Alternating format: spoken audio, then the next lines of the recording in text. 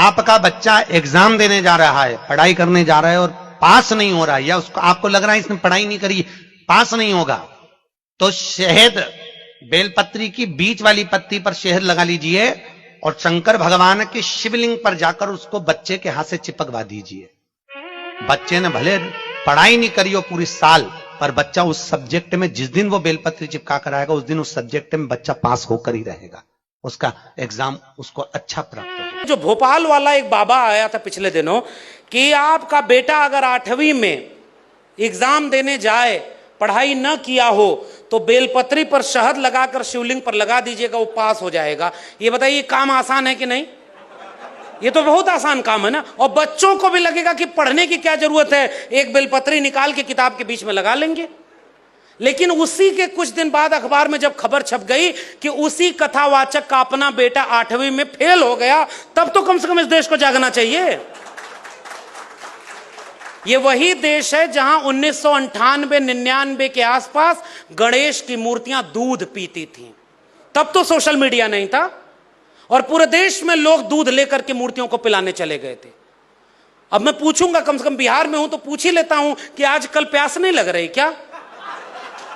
और मैं किसी का अपमान नहीं कर रहा, मैं तो वैज्ञानिक बात पूछ रहा हूं। आपको पता है यह अंधविश्वास इसलिए किया जा रहा है क्योंकि पीछे से आपकी शिक्षा, आपकी नौकरी, आपका बैंक, आपका विश्वविद्यालय बिक गया है और आपके बच्चे अब तार्किक बौद्धिक नहीं पैदा होंगे। तो जो अपढ़ कुपढ़ भीड़ होगी वो अंधविश्वास की तरफ नहीं जाएगी तो क्या जाएगी? अगर वो पढ़ लेंगे तो पूछेंगे कि बैंक ऑफ इंडिया प्राइवेट करने के लिए क्यों कर रहे हो? आपने कहा ना कि वहां बाहर से आउटसोर्स कराया जा रहा है। साहब, हमारे यहां नई शिक्षा नीति में 40% सिलेबस ऑनलाइन मोड में चला गया। हमारे मित्र मनोज गुप्ता जी बैठे हुए हैं, पटना में असिस्टेंट प्रोफेसर हैं। हम लोगों ने बड़े आंदोलन साथ में किए, 13 पॉइंट रोस्टर का आंदोलन किया था। निर्देश जी बैठी हुई हैं दिल्ली के, हमारी बहुत क्रांतिकारी साथी हैं। लगातार आंदोलनों में खड़े रहे हम, और हर बार जब उसने कहा था ना कि 56 इंच की छाती है, कोई झुका नहीं सकता, पहली बार जब SC ST OBC minority 90% camera लोग एकजुट हुए थे तो 2 अप्रैल 2018 के भारत बंद में उन्हें झुकाया और दूसरी बार 13 पॉइंट रोस्टर पे झुकाया था। जब जब हम एकजुट हुए तब तब हमने उसे हराया है, क्योंकि हमारे लोग तो उनकी संख्या बढ़ा रहे हैं और वो सारे आंदोलनों से जो हासिल हुआ उसे दूसरे रास्ते खत्म कर दिया। 40% सिलेबस ऑनलाइन मोड में हो गया है। बिहार में तो शिक्षा की आलोचना तो मैं थोड़ा सा करूंगा, भले ये अपने लोग कहते हैं हमारे खेमे वाले लोगों की सरकार है, लेकिन अगर आपके यहां शिक्षा में 5 साल अगर 3 साल वाली डिग्री में लग रहा है तो ये गड़बड़ है और हम इसकी भी आलोचना आपकी करेंगे। अगर आप SC ST OBC की फेलोशिप कम करेंगे तो हम आपकी आलोचना करेंगे। अगर आपकी सरकार है तो आप और कदम बढ़ाइए ना। और हम तो ये इसीलिए तो चाहते हैं कि हम अपने लोगों की आलोचना करें। जब भारत आजाद हुआ तो डॉक्टर राम मनोहर लोहिया सदन में नहीं बैठे, सड़क पर नहर रेट आंदोलन करते हुए लाठी खाए और जेल चले गए। लोगों ने पूछा, लोहिया जी आप तो आजादी की लड़ाई लड़ रहे थे, अब तो अपने लोगों की सरकार बन गई, अब क्यों लड़ रहे हो? उन्होंने कहा, समाजवाद का ये तकाजा नहीं है कि अपने लोगों के अगर कोई नियम खराब है, कोई पॉलिसी खराब है तो उसकी आलोचना न की जाए। और सदन में खड़े होकर डॉक्टर राम मनोहर लोहिया जवाहरलाल नेहरू से कहते हैं कि 3 आना बनाम 15 आना, एक गरीब देश का अमीर प्रधानमंत्री इस देश को लूट रहा है। और जवाहरलाल नेहरू खड़े होकर उनकी आलोचना सुनते थे।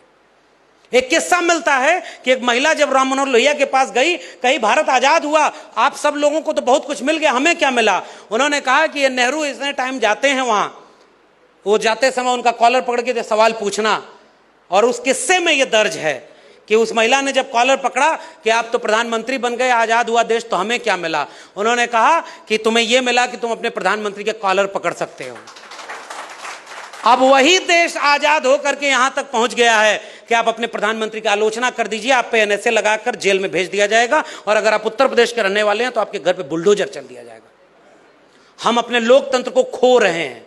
और इसलिए मैं कह रहा हूं, अगर आज डॉक्टर अंबेडकर होते तो जिस संविधान को उन्होंने इतना संघर्ष करके बनाया, जिस जमहूरियत को उन्होंने अपना 4-4 बच्चे, अपने अच्छे पति नहीं हो पाए, अच्छे पिता नहीं हो पाए, अच्छा जीवन नहीं जी पाए, केवल इसलिए कि जितना हासिल करके देंगे हम लोग, अंबेडकर के मानने वाले लोग, उतना बचा भी नहीं पाएंगे।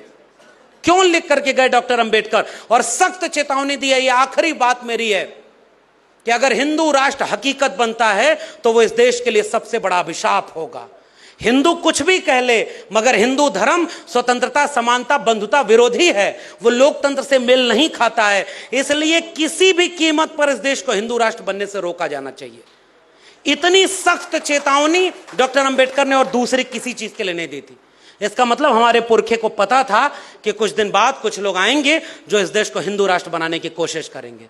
मैं अपने लोगों को एक पैगाम तो देकर जाऊं कि वो हिंदू राष्ट्र